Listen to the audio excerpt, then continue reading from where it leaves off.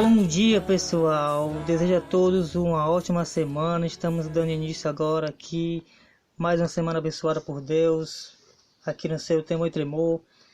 E para começar essa semana com a graça do Senhor, eu vou estar fazendo uma oração que você possa orar juntamente comigo daí do seu cantinho. Amém?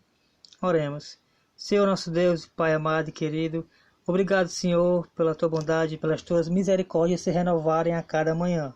Pai Santo, eu peço para que o meu amigo ouvinte ou amiga possa abrir seu coração para receber, Pai, uma palavra vinda do Senhor através de mim, Pai. Que o Senhor possa me guiar nesta manhã e que eu possa fazer a tua vontade, Pai. Em nome de Jesus, é assim que eu oro, é assim que eu te agradeço. Amém. Bom, pessoal, para dar início hoje, nessa semana maravilhosa, iremos falar a respeito de Martinho Lutero, um dos principais personagens da Reforma Protestante. Então, papel e caneta nas mãos e vamos falar um pouco a respeito desse grande homem de Deus. Amém, meus queridos?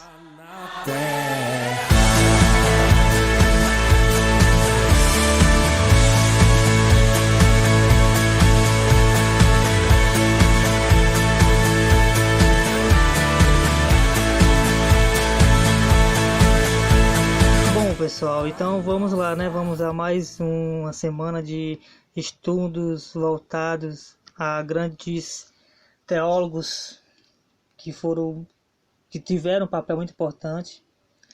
Então, hoje vamos falar de Martinho Lutero. Eu trouxe aqui para vocês uma mini biografia, da biografia de Martinho Lutero, para que vocês possam conhecer um pouco mais dele. Antes que eu inicie a nossa reflexão do dia. Bom, pessoal, Martinho Lutero, como muitos devem saber, ele nasceu no dia 10/11 de 1483. Uma cidade que eu não sei falar o nome, perdão, Eisleben, Saxônia, Turíngia, que fica na Alemanha. Veio a falecer no dia 18/2 de 1546, aos 62 anos. Foi casado com Catarina de Borá. Como falei, Martinho Lutero ele foi o principal personagem da Reforma Protestante, realizada na Europa no século XVI, que contestava o período e o poderio da Igreja Católica.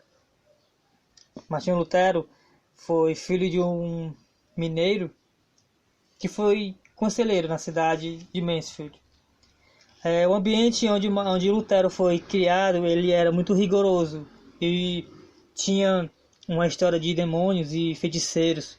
E isso veio a fazer parte de toda a infância de Lutero. Mas com 16 anos, ele se ingressou na Universidade de Erfurt, onde estudou artes, leis, línguas e filosofia. Então, com 18 anos, ele se tornou um brilhante aluno de advocacia. Mas, como vocês devem saber, em 1505 ele decidiu entrar no monastério agostiniano de Erfurt. Então, em 1507 ele ordenou-se e prosseguiu a sua formação na Universidade de Wittenberg. Bom, ele foi o primeiro a traduzir a Bíblia para o alemão, para ficar uma forma mais fácil das pessoas poder ter acesso à palavra de Deus. Em 1511, Lutero foi visitar Roma e com essa visita ele não ficou muito feliz com o que ele viu, porque para ele faltava espiritualidade e também tinha muita corrupção no meio daquele povo. Uma frase de Martinho Lutero: a medicina cria pessoas, a matemática pessoas tristes e a teologia pecadores. Então, Lutero ele possuía críticas à forma como os membros da igreja portavam-se. E a questão das indulgências é apenas uma delas. As críticas de Lutero foram marcadas nas 95 teses, que em destaque na sua biografia tem como a 76, que fala a respeito do Papa, sobre ele não exercer poder sobre a salvação da pessoa. E conforme Martinho Lutero lia a Bíblia, ele foi tendo uma nova interpretação da fé cristã, que o levou a concluir que a salvação de cada pessoa é pela fé. Nós vemos aqui, né, a justificação pela fé. E as 95 teses deu o início da reforma, pois em 1521, depois dele ser excomungado pela igreja, ele seguiu com seu trabalho e com seus estudos de teologia e formou o princípio das 5 solas. Uma coisa interessante foi que do seu delegado é que ele lutou para formar a sua tese sobre a justificação pela fé. Porque, como eu acabei de falar, ao ler a Bíblia, ele teve uma nova interpretação da fé cristã. Então foi assim que ele deixou o seu legado para nós. Bom, e uma das suas obras mais conhecidas são as 95 teses contra a venda de indulgências. Ele também redigiu 3 célebres tratados: a natureza cristã da nação alemã, da servidão babilônica da igreja e da liberdade de um cristão. Essa foi alguma das suas obras. Um fato também muito interessante é que a forma de protestantismo proclamada por Lutero, além da Alemanha, chegou a diversos lugares: Suécia, Dinamarca e a Países Baixos. E várias doutrinas seguiram esses princípios, criando igrejas nacionais, igrejas anglicanas. Na Inglaterra, teve também o calvinismo na Suíça e diversas ramificações desses princípios.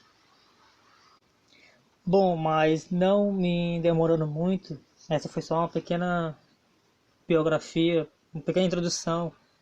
Agora vamos para a nossa reflexão, a reflexão de Lutero sobre a carta de Paulo a Filemon. Espero que você pegue a sua Bíblia e me acompanhe nessa leitura, nessa reflexão que Lutero fez a respeito da carta de Filemon. Amém?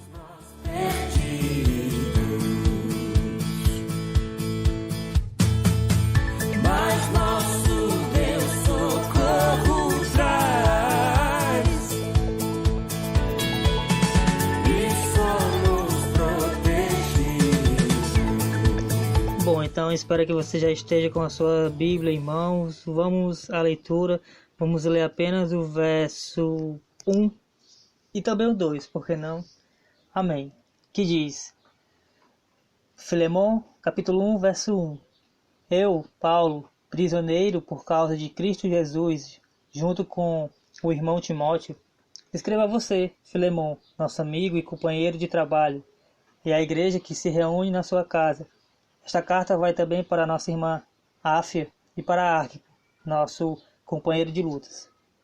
Amém, pessoal. Só esses 2 versículos. Para quem não leu a carta de Filemon ainda, ou para quem já leu, mas não está lembrado do que se trata, eu vou fazer um pequeno resumo dela. Aqui Paulo escreve para Filemon, que é um irmão em Cristo e que também é senhor de escravos. E um desses escravos, furtando algo, não se sabe ao certo, fugiu do seu amo. Então, ao fugir, por providência de Deus, a fuga de Onésimo, o escravo de Filemon, o levou até Paulo, que estava preso. Então você pode ver, bem no comecinho do primeiro versículo, Paulo começa a carta dizendo: eu, Paulo, prisioneiro por causa de Cristo Jesus. Sabemos aqui que Paulo está preso. Não me lembro agora se é em Roma ou é em outro lugar, mas tudo indica que seja em Roma. Então, Onésimo foi parar na mesma cela onde Paulo, o velho Paulo, estava preso. E lá, Paulo, falando do evangelho para Onésimo, ele o mesmo veio a se converter. E agora, arrependido de seus pecados, justificado por o sacrifício de Cristo, ele fala toda a sua história de vida para Paulo. E Paulo, se colocando no seu lugar, escreve uma carta e envia a Filemon, pedindo por Onésimo, para que ele possa o receber de volta sem sem uma punição rigorosa, porque agora Onésimo não passa a ser somente um escravo dele, mas também um irmão em Cristo.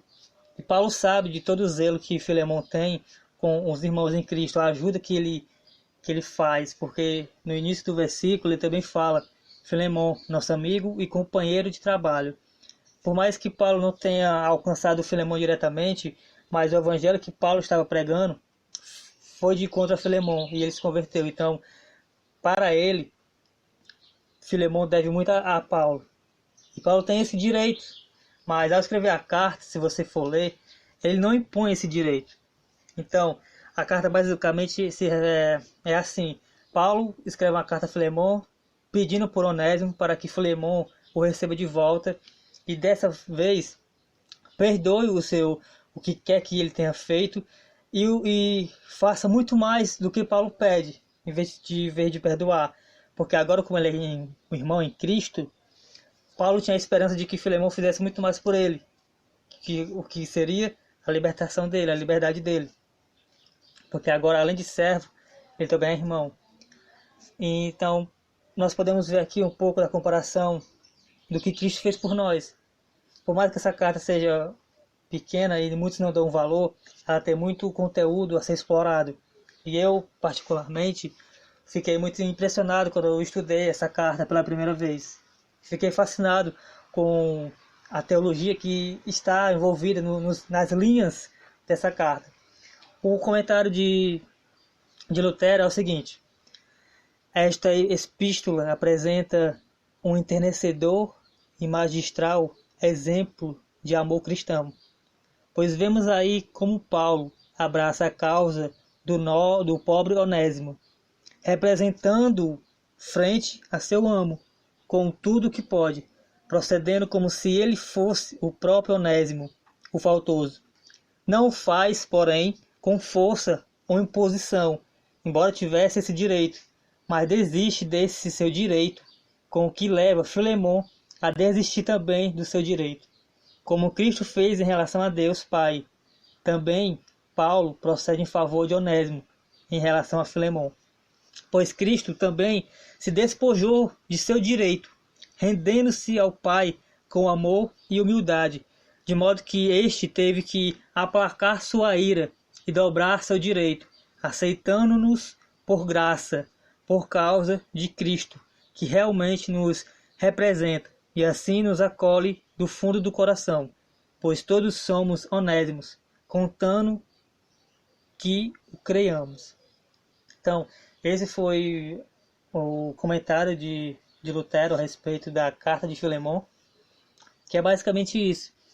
Paulo tinha o direito de pedir a Filemão que ele libertasse Onésimo, mas ele se despojou desse direito e pediu com amor. Você pode ler na carta de Filemão, você vai ver a forma que Paulo trata esse assunto com respeito a Onésimo.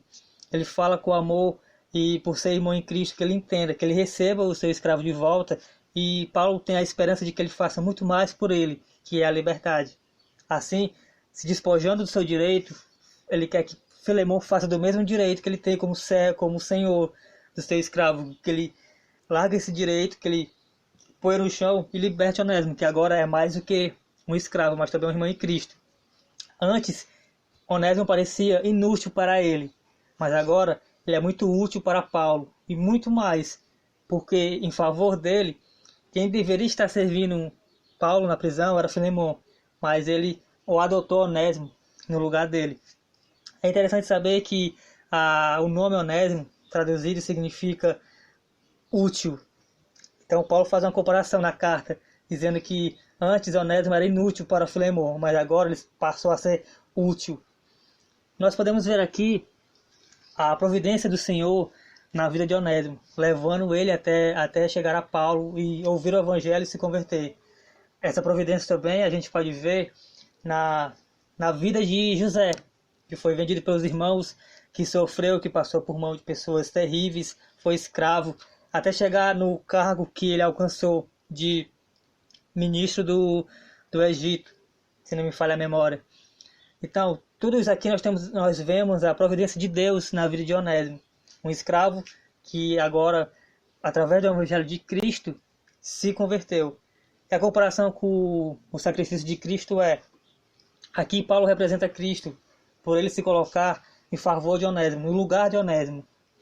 Nós somos os Onésimos, como Lutero fala no final, pois todos somos Onésimos, contanto que creamos.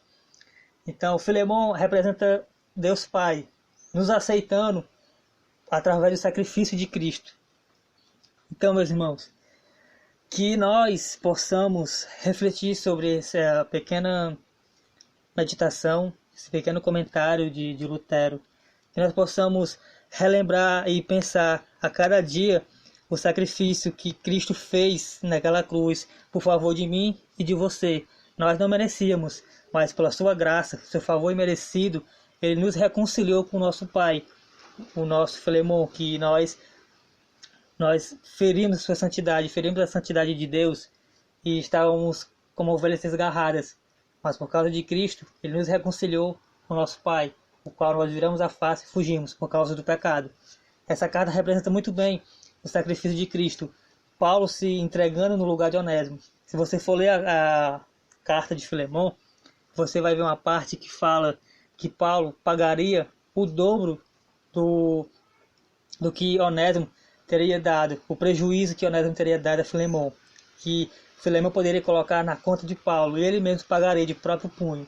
E você lê na carta, ele dá agradecimentos finais, dizendo que espera ver em breve Filemão.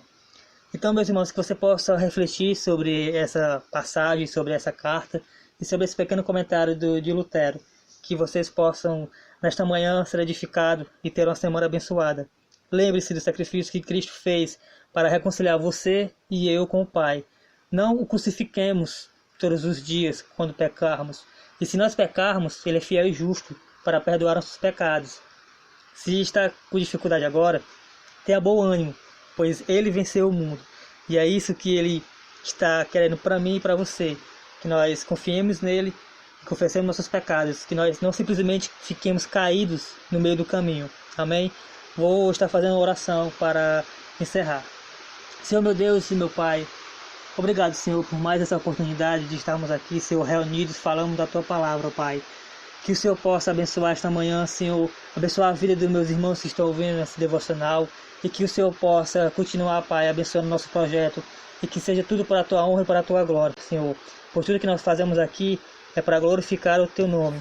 Pai Santo, é assim que eu oro e te agradeço em nome de Jesus. Então, pessoal, ótima semana e até a próxima. Fui! Que sendo o próprio Deus triunfa na batalha.